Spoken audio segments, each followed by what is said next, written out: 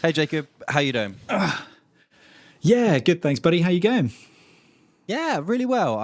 I've just come off another podcast where I was chatting about all things community, and I was chatting about how last week we were talking about onboarding and essentially how onboarding is kind of just like good hospitality. And then the question came up about what my parents did or do, and they met in hospitality, and kind of hospitality was kind of in my blood, and it was the first time I'd really clicked that actually, while they were front of house and in the kitchen and whatnot, I'm really enjoying watching The Bear at the moment after your recommendation.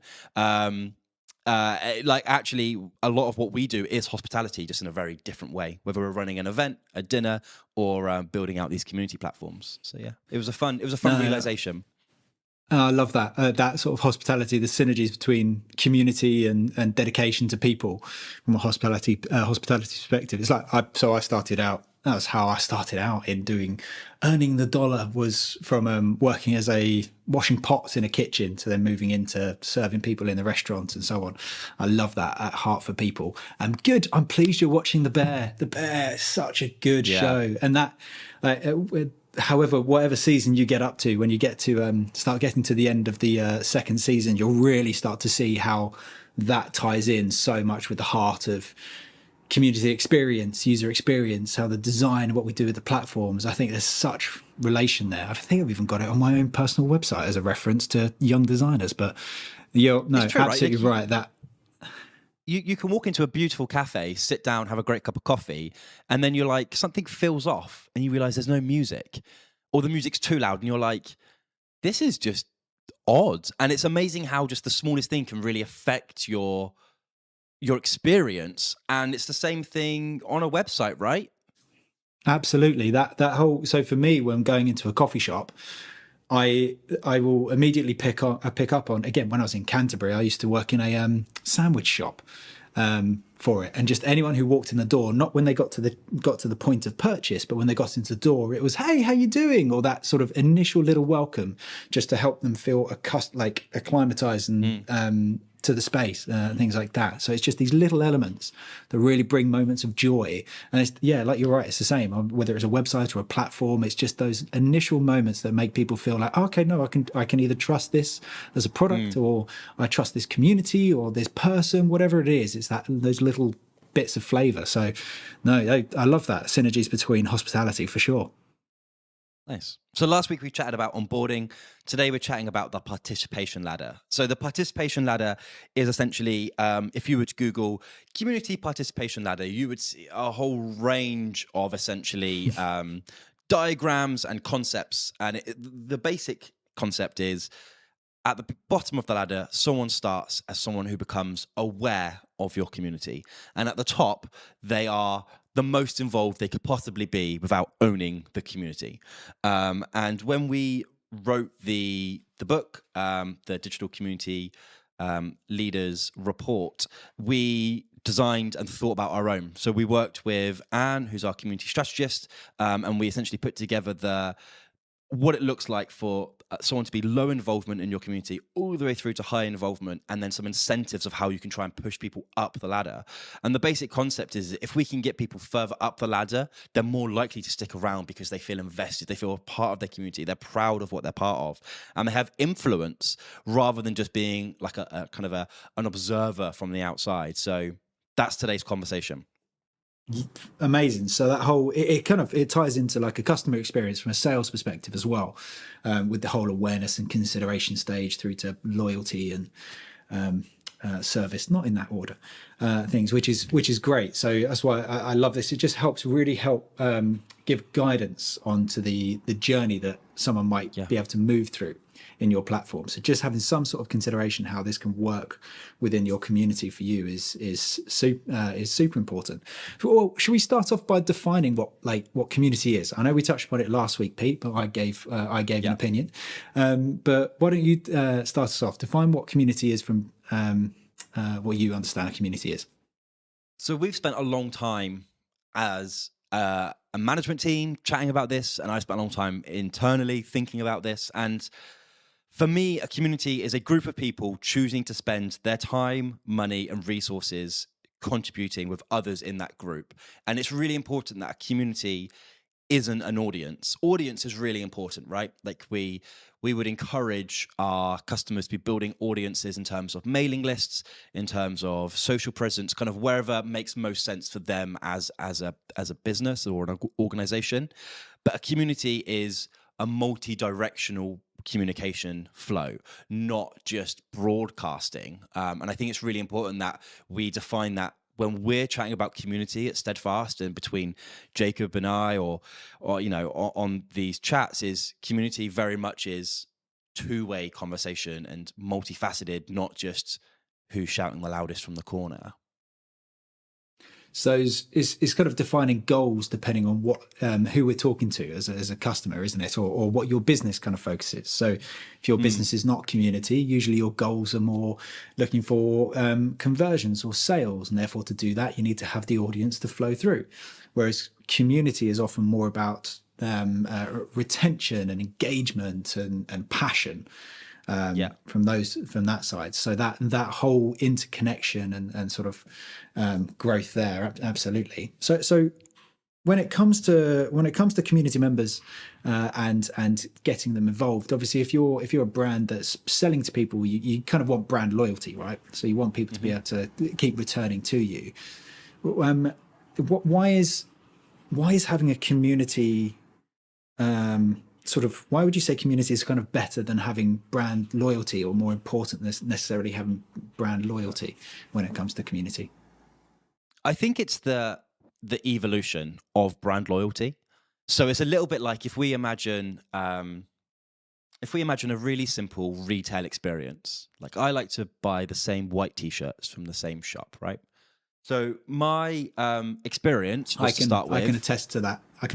Everyone, by the way, the same white t-shirt from every shop. So I would walk into the shop, and the first time I bought it, I was just a very simple transaction. I give them money, they give me t-shirt. Really simple. I then realized that I actually really like the fit of these t-shirts. I like how they feel. I like how they stay in shape. I became brand loyal. I now own probably 15, 20 of these t-shirts, right? It's important you have a fresh white t-shirt. I wear a lot of the same clothes. So I became brand loyal. So step 2, I've not engaged in any of their in-person events, any of their social events that they host, none of their community. I have never given them my feedback. I am not involved in the community, right? And the brand I buy my white t-shirts from, I wouldn't say they host a community. They will email me when they have a sale, but that is very much building on my brand loyalty, building on my sales experience. Where if I think of someone like Patagonia or Levi's, where they are very heavily encouraging people to come into store, have their clothes adjusted, have them repaired, get involved in how the business is shaped and so on, actually I can feel myself becoming more part of the Patagonia community, where I see someone wearing a Patagonia coat and I feel like we're almost aligned on brand values, where I buy my white t-shirts, I couldn't even tell you what they stand for. I know who they're owned by, but I couldn't tell you what they stand for. Where if I see someone wearing a Patagonia hat, I know that we have both made a conscious decision to buy something which costs more than it should do for the reason that Patagonia stands for, and I feel part of that community. Does that make sense? Yeah, that makes sense, and gives a kind of really good example of like the realities of retail and what builds a community, sort of a community experience to just a standard kind of sales experience. But then I suppose the question still a little bit stands of why do a brand like Patagonia and Levi's invest so much into that? What do we sort of know or think the value of them investing into that community sort of gives back to the brand, as it were? Obviously, it's not just about taking, is it? We both know that with the community, it's about passion, but the benefits to each other. What do you think? So from a simply financial point of view, it is much cheaper to retain a customer than to acquire new ones, right? So if we can keep people buying Levi's over and over and over and over again because they feel invested in the community, they are proud to be supporters of that, then they are not going to kind of be swayed into a sale from another gene manufacturer, right? But they also Yeah. become your marketing team. They also become your advocates. Now, this is the participation ladder bit, right? So I may start off by going, oh, I like wearing these, to actually, I'm going to tell people about these, to the point where I'm not just going to tell people when they ask for a recommendation. I'm going to go out of my way to tell people at any opportunity that I love this thing. So I was like this with Monzo Bank. When Monzo first came out, I did not need the slightest excuse to tell people why I had a bright orange bank card and why I loved what Monzo was building, because I felt part of the community. I was excited what they were growing, and I felt that when I gave feedback, it was listened to, and actually I was helping to shape that early product of what Monzo became. And back in the day, it was called Mondo, and they had to change the name for legal reasons and on lots of things. But I felt part of that, and actually, I wouldn't think about switching banks because I feel that I shaped what was created, and I'm proud of that, and I want to continue to be a part of it, which is why I'm a shareholder and I'm a beta user and an early investor and all that kind of stuff. So yeah. So that real sort of creating ambassadors for the brand is far stronger to do through a community connection and allowing people to have more of a voice in your company, and a conversation back and forth, rather than just a megaphone of just that brand shouting there's a sale on right now, and that's how your loyalty comes, and you know that the sale's coming up, so you're just going to buy stuff. So much more about that sort of engaged element of actually making people feel like they're a part of something, actually making sure that they are a part of something as well.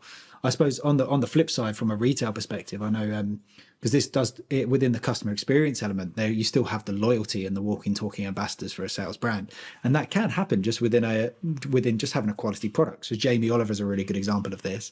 On the Off Menu podcast, he was chatting to James Acaster and Ed Gamble about Saks pants, which is just men's underwear. He wasn't being paid for it. He was just really passionate about it, but there's still not a Saks community within that. It's just he's passionate about it. However, which isn't wrong, but the depth of actually having a community drives consistent change and heartfelt feelings. Because as soon as Jamie Oliver finds a pants that actually might be more comfortable, he will probably move over to them. Exactly. Gone on a tangent of talking about Jamie Oliver's pants, but that whole community connection it ties people in just that little bit further than necessarily just people feeling connected to a really great product. And sometimes when we chat about community and we tell people what we do is for our jobs and stuff, people are like, oh, so you work with like the Scouts? And I'm like, well, the Scouts I'd love to work with, but we're working with brands and organizations which ultimately are just passionate about people, and how can we help them gather and make places and spaces for those people to gather. It doesn't have to be, a group of MPs, or hasn't have to be around your local council. It doesn't have to be community in the original sense. Community is just a collection of people who are invested in each other, and that could be around pants, it could be around banks, it could be around your job, running whatever it is. And yeah, that was that really. No, that's great. Passion. I also think passion starts from the top in these scenarios. Passion fuels passion. Like Figma are they love the CEOs and all their team are so passionate about their product, and that fuels a passion within the community, which is where their community is then kind of blossomed from. It's not about selling to each other; it's just about passion and things. Well, we've spoken about that kind of top and those ambassadors and things, but walk us through kind of the kind of levels within the participation ladder. Yeah. So we'll flash it up on the screen, but essentially, low involvement. So we've got observers. So these are folk who are aware of what you do. They're aware of your community. They're kind of reading, but they're not really engaging. You think up to networkers. These are folk who are not going to be creating content, but they will definitely engage with that content. So this is a bit like your mum on Facebook. Like, she'll happily comment on all your posts, but she's not going to be writing her own. So they're involved.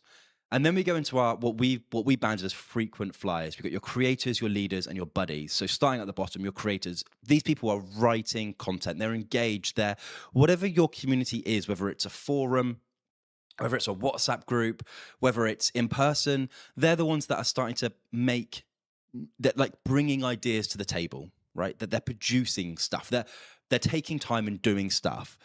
Your leaders are then kind of organizing. So they're then kind of organizing and shaping what that looks like. They're making sure that there's, a rota or whatever's needed, whatever is needed, processes around that. They're organizing. And then your buddies are the folk who, when someone new comes in, they're going to wrap an arm around them and go, welcome to the community.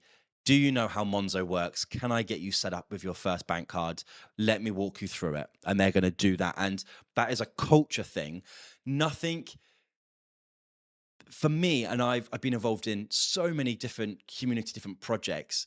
It has to be a culture thing when it comes to welcoming new people in. Like that buddy one is so important. I was working with someone who runs a charity for students, and she just said it so blankly. She was like, "Our expectation is that people bring new people into the community and welcome them. That it's not optional. Like that is the expectation, is you bring a friend with you when you come to these events." And I was like, that was so refreshing. It's like they've set the culture so clear on what happens. It's not like a nagging parent going, do this, do this. It's like, no, everyone gets it. That's what the plan is. Anyway, then we go up to elite. We got your mentors, your influencers, your ambassadors. These folk are really engaged. Like they've been around for a while. They are stuck in. They are making things happen. They are deciding policies. They might be helping with moderation, that sort of stuff. They're basically as close as they can get to being on payroll without being on payroll. A huge breadth of people. I appreciate the word observers as well. I know that often in the community industry they're labelled as lurkers, but yeah. I think observers is more is certainly more formal from that side of things. So it's interesting because you're touching upon about buddies and the expectation of, for this community to remain, the community needs to either grow or have new people come. I don't find in a community though that there's pushback to that, because if in an audience there is, why should I tell people about this brand? Well, give me a discount code. Whereas in a community, the heart is so different.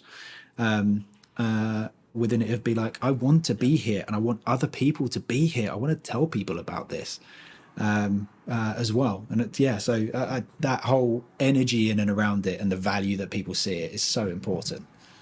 It's value. It's a fairer value exchange.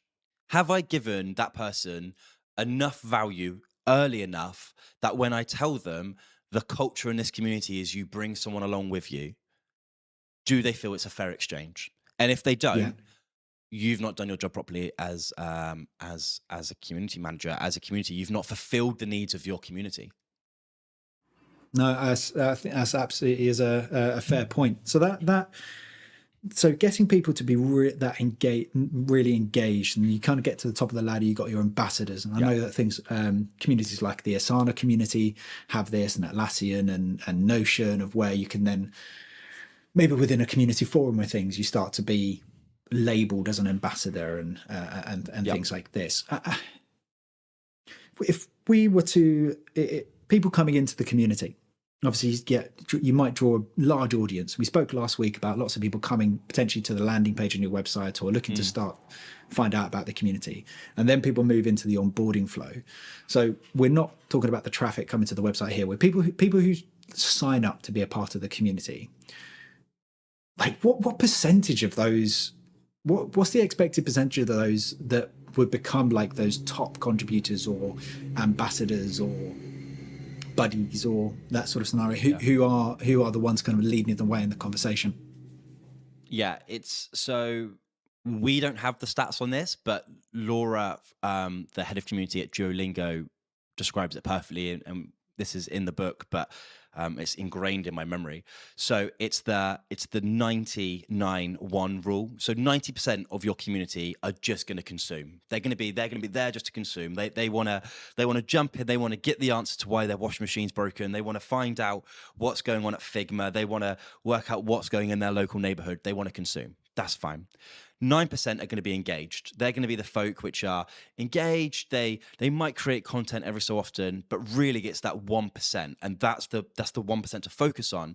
And they're the ones where you want to have an ambassador program. They're the ones you want to involve and know personally as a community manager, because they're the ones that move the needle. They're the ones that help that culture flow down to the 9 and the 90%.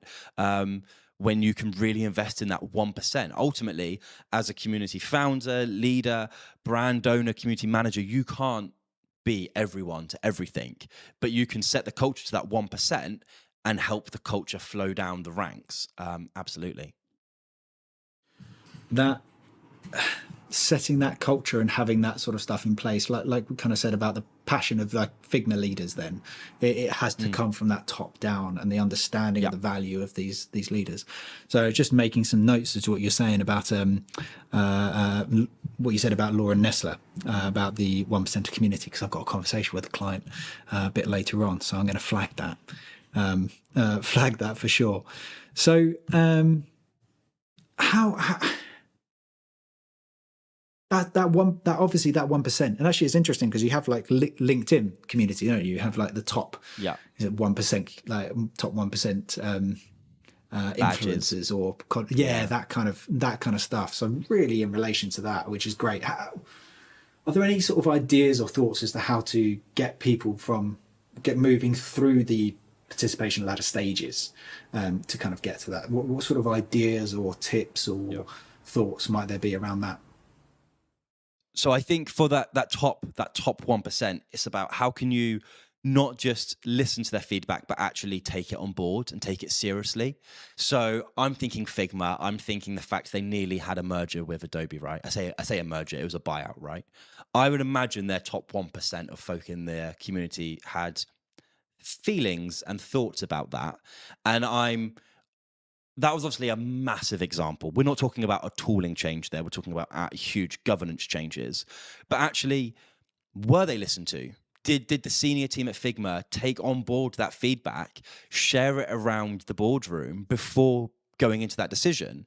They might want to bring to that top 1%. It's the sort of stuff you'd bring price changes. Like, hey, team, top 1% team, we need to increase our prices by 20%. This is the reasons why. I would love to get your feedback on what your thoughts are on this and maybe what your temperature is going to be when we share this with the community. It's that sort of stuff you can really encourage for. And people love responsibility. They feel a part of it. And if you can give them the chance to be responsible, people often grab it with two hands. Nice. It just comes down to heart. It just comes down to, is your heart for other people and do you actually care about their involvement? If you do, there's a lot of just natural flow that will come. Still good to write it down as to what the flow could be. And process. Exactly. Passion and heart are really important, but my goodness, do we know that process is mega important as well, even just from a business perspective. Yeah. Especially at scale. Yeah, very, very true. Very, very true. Amazing. Well, I think that gives a really good overview of what the participation ladder sort of is, which is that kind of the different stages of community members of their engagement within a community. So all the way through from observers to those kind of advocates. From that side of things, a community is a group of real passionate people as well. Have you got any sort of final tidbits before we answer a couple of questions that have come in? Have you got any sort of final thoughts or tidbits to add? I do. I think if you're going to take anything away from this conversation, it would be look at what you're doing in your business or your organization. Think about the bottom and just think about what's the smallest thing you could do to encourage someone to the next step. So if they are currently just observing your brand, they're looking at your shoes, they're looking at your community, whatever it is, what's the smallest thing that you could change that would just help someone actually go, oh, I might leave a comment, and then go from there. Little step by step. I like it. Mm-hmm. Nice. Okay. Well, there's a couple of questions that come in. I'm aware of time, so I wonder if there's this question that kind of stood out. We'll answer more questions potentially in another video. Do a little candy bag kind of video or something would be good. But one of the questions is, I have a small community on WhatsApp which has grown naturally.